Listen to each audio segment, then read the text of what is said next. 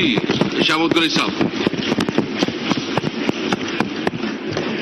شکریہ جناب اسپیکر.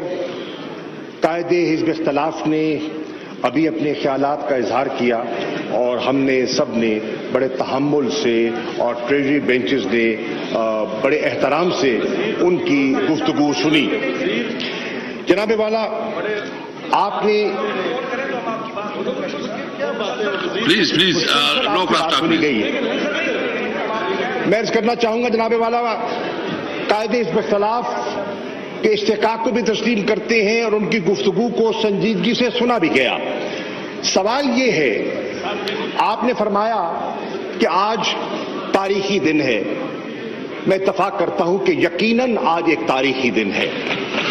تاریخی دن اس لیے ہے کہ آج انشاءاللہ یہ ایوان ایک ایسی قانون سازی کرنے چلی ہے جس سے کہ ماضی کی جو خرابیاں تھیں اور جو قباحتیں تھیں ان کو تبدیل کر کے ایک شفاف الیکٹورل نظام متعارف کرنے کا ارادہ رکھتی ہے یہ پارلیمنٹ انشاءاللہ.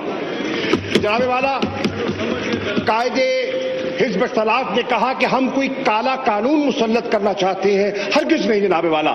میں ان کی خدمت درج کرنا چاہتا ہوں، کوئی کالا قانون مسلط نہیں کرنا چاہتے. ہم ماضی کی کالک کو دھونا چاہتے ہیں آج. جناب والا میں یہ عرض کرتا چلوں کہ آج ایک تاریخی دن اس لیے ہے کہ 1970 کے بعد جتنے انتخابات آئے پاکستان کی عوام اور پاکستان کی تاریخ اس بات کی گواہ ہے کہ ان پر سوالیہ نشان اٹھایا گیا. 70 کے انتخابات کے بعد کون سا انتخاب ایسا نہیں آیا جس پر سوالیہ نشان نہیں اٹھایا گیا. کبھی پاکستان پیپلز پارٹی نے کہا کہ ان کے ساتھ ناانصافی ہوئی ہے، دھاندلی ہوئی ہے.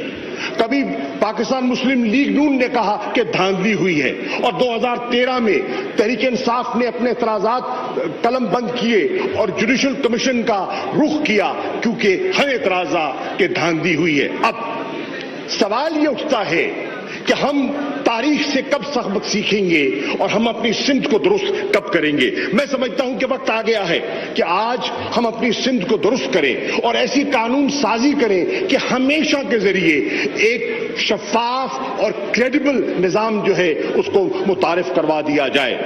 قائد حزب اختلاف فرماتے ہیں کہ ہم اس قانون سازی کو بلڈوز کرنا چاہتے ہیں. بصد احترام ایسا ہرگز ارادہ جناب والا نہیں ہے.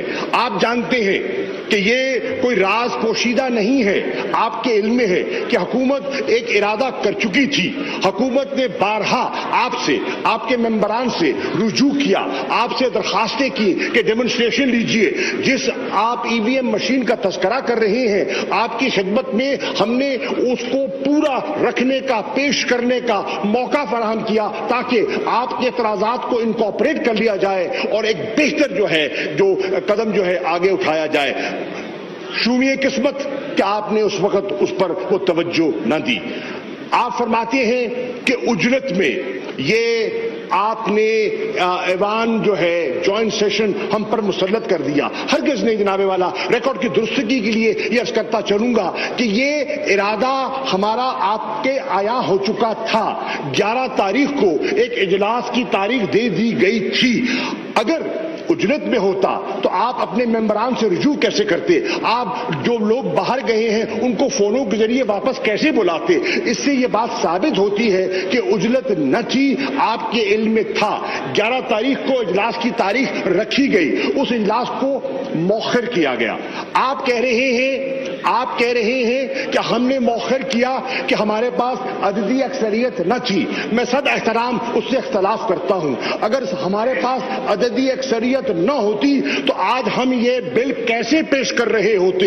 یہ آج آپ کی تقریر آپ کی تقریر کا لب لباب اس بات کا اعتراف ہے کہ حکومت کی صفوں میں یکجہتی ہے، حکومت کے الائز حکومت کے ساتھ کھڑے ہیں، اور انشاءاللہ ہم ایک جمہوری انداز میں آگے بڑھنے کا ارادہ رکھتے ہیں۔ جناب والا، لیجسلیشن کا ایک طریقہ کار ہے، اور مجھ سے بہتر آپ جانتے ہیں، آپ ایک منجھے ہوئے سیاستدان ہیں، اور آپ جانتے ہیں کہ لیجسلیشن کا پروسیجر کیسے ہوتا ہے، بل انٹروڈیوس کیسے کیا جاتا ہے، اسٹینڈنگ کمیٹی کو ریفر کیسے کیا جاتا ہے، ہاؤس میں ووٹنگ کیسے ہوتی ہے، سینٹ میں کیسے جاتا ہے، سینٹ میں اگر لیپس ہو جائے تو اس کا طریقہ کار کیا ہوتا ہے، اگر ترامیم پیش کر دی جائیں تو اس کی اصلاح کا طریقہ کار کیا ہے۔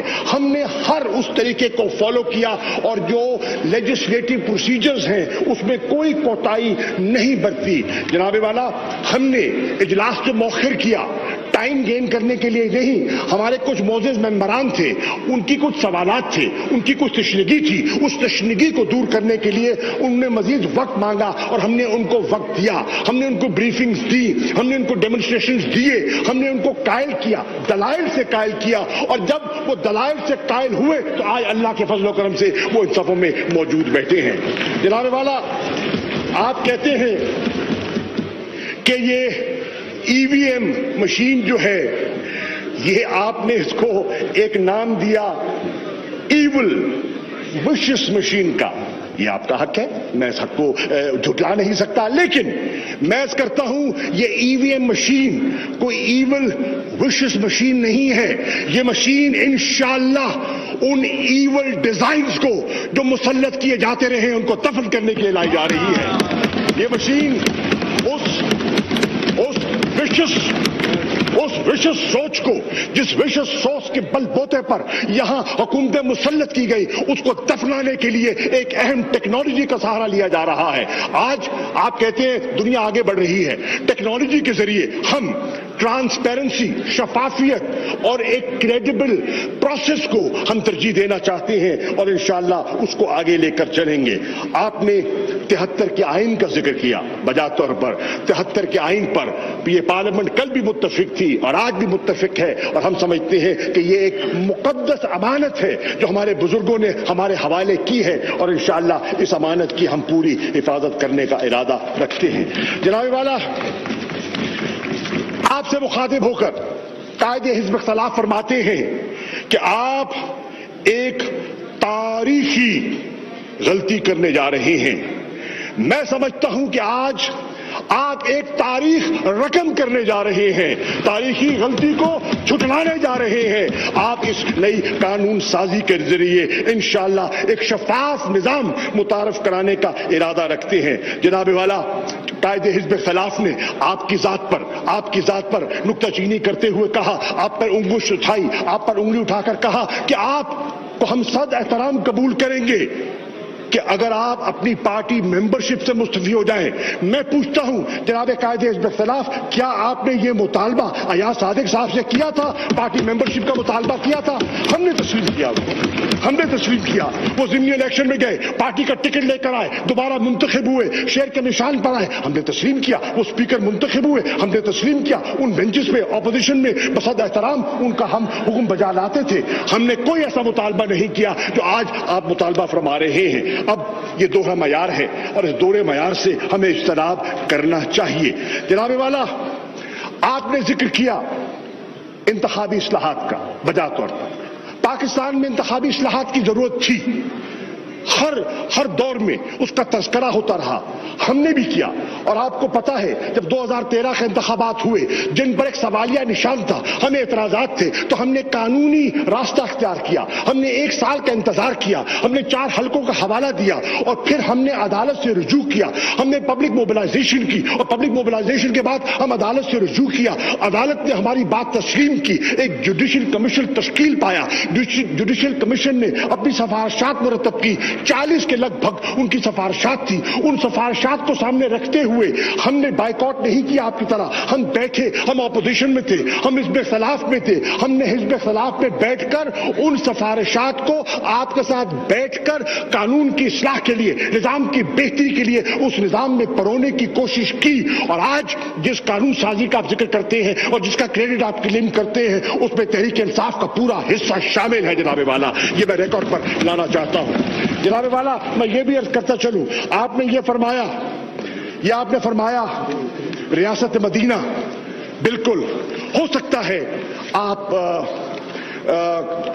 को अपनी आपकी सोच है, उसका भी एहतराम है, लेकिन जनाब वाला मैं बांगे दोहल कहना चाहता हूं, रियासत मदीना का तस्वुर और ख्वाब हर पाकिस्तानी बच्चे के दिल में बसता है, जो समझता है कि पाकिस्तान का मतलब क्या, ला इलाहा इल्लल्लाह, और जो पाकिस्तान की तहरीक आजादी की मूवमेंट में जिस काफिले में जो शामिल थे, वो रियासत मदीना का वो असूल था, वो कॉन्सेप्ट था, वो वैल्यूज थी, जिसको उजागर करने के लिए आज हमने ये अलम बुलंद किया है। जनाब वाला, आप कहते हैं ओवरसीज पाकिस्तानीज को हम वोट का राइट देना भी चाहते हैं, लेकिन एतराजात भी करते हैं। जनाब वाला, मैं आज ओवरसीज पाकिस्तानीज को, इस ऐवान को मुखातिब और गवाह बनाकर कहना चाहता हूं कि ये कैसा माजरा है कि ओवरसीज पाकिस्तानी को उनका डॉलर कबूल है, उनका वोट देना कबूल नहीं है। ये कैसा दोहरा मयार है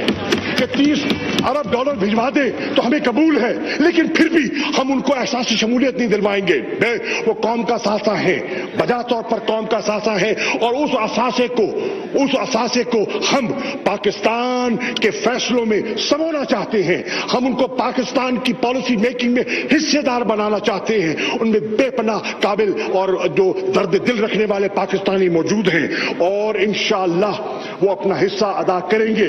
उनको राइट टू वोट दिया जाएगा अगर आज ऐवान इस बिल को मंजूर करता है। और जनाब वाला, मैं अपनी बात खत्म करते हुए सिर्फ इतना कहूंगा कि आपने कहा कि इंतखाबात को चोरी से बचाना है, बिल्कुल इंतखाबात को चोरी से बचाना है, और इसलिए मैं आपसे दरखास्त करूंगा कि ऐवान को मौखर न किया जाए, बल्कि हिज़्ब इख्तिलाफ से गुजारिश करूंगा, अगर चोरी से निजाम को बचाना है तो आज इस बिल के हक में वोट दीजिए और अपने ज़मीर का सौदा न कीजिए।